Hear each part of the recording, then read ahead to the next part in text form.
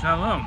Okay, for our video today, I'm standing in the middle of Yerushalayim, really at the entrance to Yerushalayim, and behind me are two really famous buildings in Jerusalem.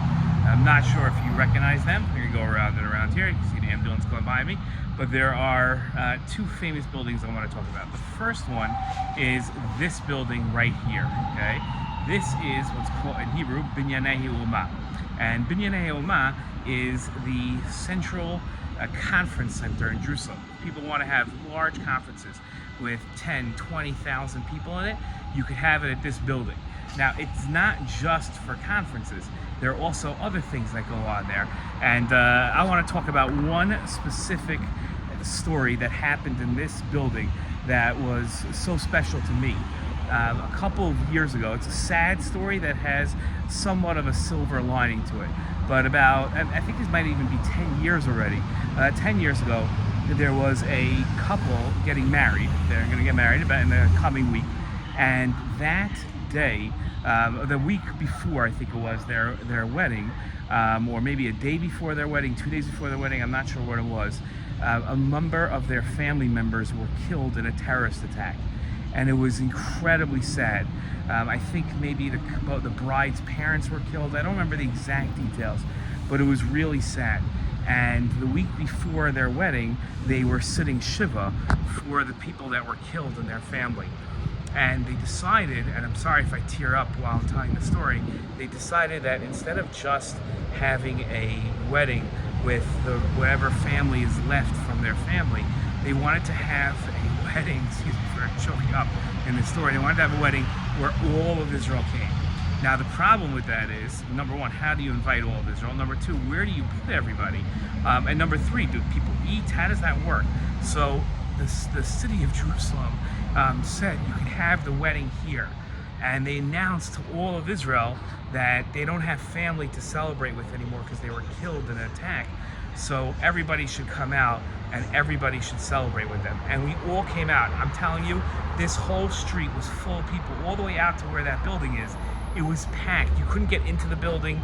I don't know what they did for food. I couldn't get anywhere near the building, but there were thousands of people that came together just for this wedding. So that's just one of so many special stories that happened right here at Binyanei HaUma. Now, if I turn this way, okay, you can see right there, here, is another famous building, okay? And that is what's called the Tachana Merkazit. Sorry for all the honking, we are in a city here. This is the Tachana Merkazit of Jerusalem, which is the central bus station. Now, in Manhattan, you guys see a lot of buses in New York City.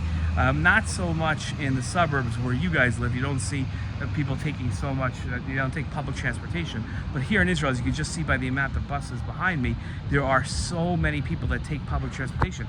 I have a car, but I take the bus every day because it's so convenient. This is the central bus station of Jerusalem. Now, this is one that was built in 2001.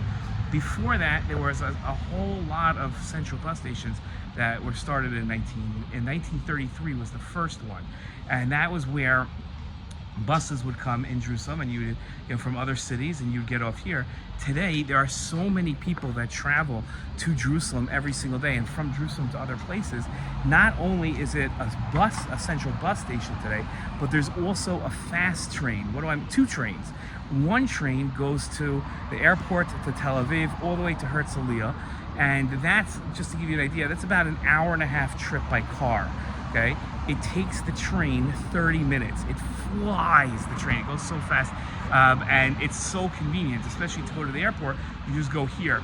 The train station, which I'm not going to take you inside because it takes forever, but the train station is built so far underground that if, let's say, we knew that there was going to be a nuclear attack on Israel, I think like 100,000 people could go down to that station. There are these crazy heavy doors and close the doors, and you'd be protected from a nuclear blast. That's how crazy it is. But the trains go everywhere. So thousands upon thousands of people come here. During the 1948 Independence War, it was actually the central bus station was used as a place where people could go and go off to war. That's where the buses would that would take you to get to war. So two famous buildings. The first one is the central bus station right here, Tachana Merkazit, and the other one is this building here. I actually just want to show you one more thing because it's such a funny story. Do you see this hotel here? Okay, this today is called, I'm trying to get the whole thing in the camera view. Okay, this hotel is called the Vert Hotel. Okay, it's called the Vert. It has different names throughout. It used to be the Hilton. Okay, now there was a famous foreign minister in Israel.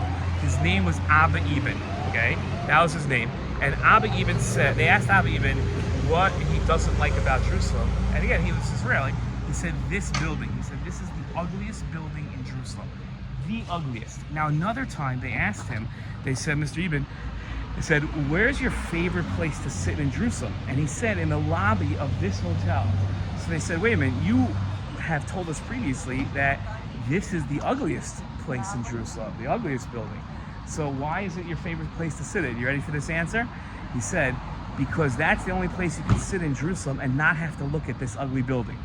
Now that's a funny answer, funny story. But if I turn the camera this way, you can see there's a street like over there. Here's the best part.